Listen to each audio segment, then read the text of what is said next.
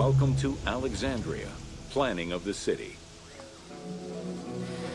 Alexander's plan to build his great city began with a verse from Homer's Odyssey. There is, in front of Egypt, in the sea with many swells, an island called Pharos. Guided by these clues, Alexander the Great founded his future city at the western end of the Nile Delta.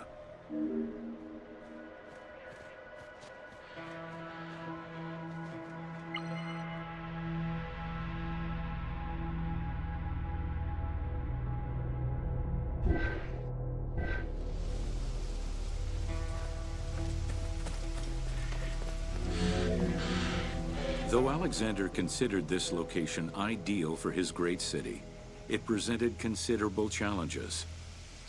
Too difficult to access during storms, the surrounding swamps threatened disease, and the limestone soil prevented the growth of healthy crops. However, due to the influence of his mentor Aristotle, Alexander the Great recognized that the true value was its strategic emplacement. Alexander knew that in controlling Pelusium to the east, Memphis to the south, and his crowning glory Alexandria to the west, he would create a triangular stronghold, allowing him to control the entire delta while giving him access to the Mediterranean.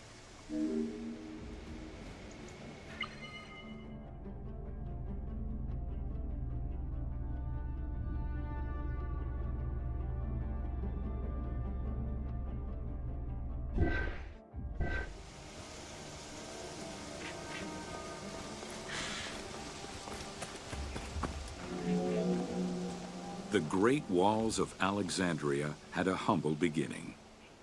Lacking chalk to outline the future city's foundations, architects were forced to use flour instead. Clouds of migrating birds swept down and ate the flour, erasing the plans.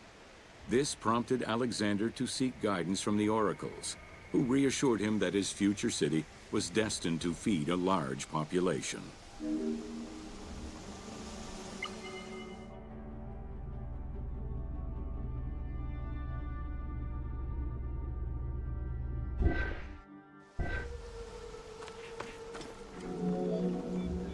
Excavations led by Mahmud Bey el-Falaki in the 19th century revealed that the wall enclosure measured approximately 5.2 kilometers in length and 2.2 kilometers in width. It was roughly 9 meters in height.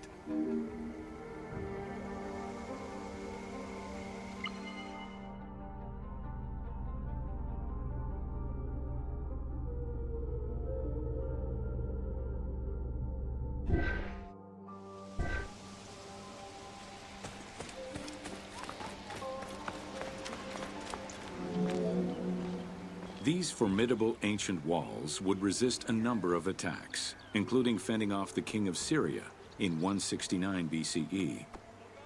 It wasn't until 295 CE that they eventually fell to Roman Emperor Diocletian, and this only after 8 months of relentless assault.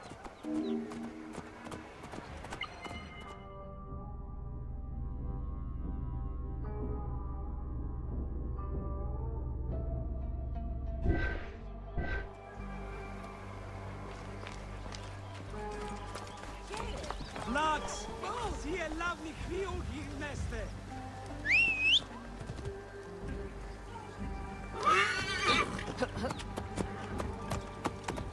Idioti!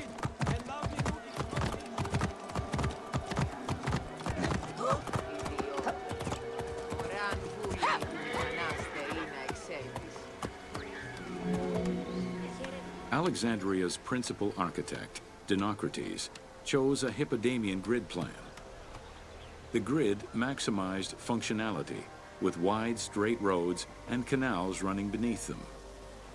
Alexander recognized the military value of the city's design.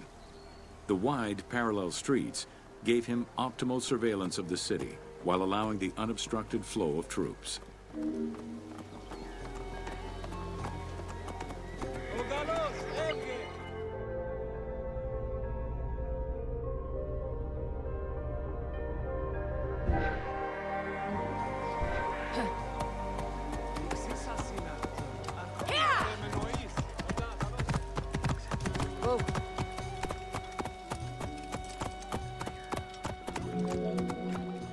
A central corridor ran from the Mediterranean's north port down to Lake Mareotis to the south.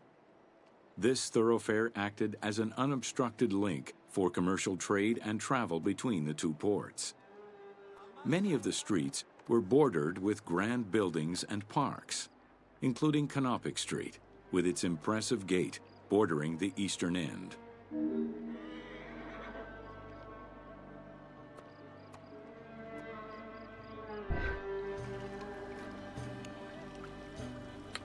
Whoa, whoa. A central corridor ran from the Mediterranean's north port down to Lake Mareotis to the south. This thoroughfare acted as an unobstructed link for commercial trade and travel between the two ports. Many of the streets were bordered with grand buildings and parks, including Canopic Street, with its impressive gate bordering the eastern end.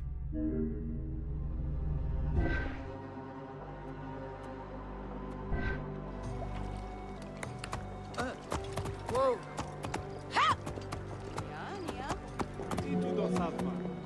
Alexandria was most likely built upon an already existing Egyptian village.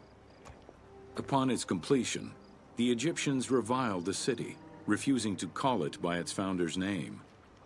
Instead, they called it Raked, the building, as a mark of disdain, which was later Hellenized into Rakotis.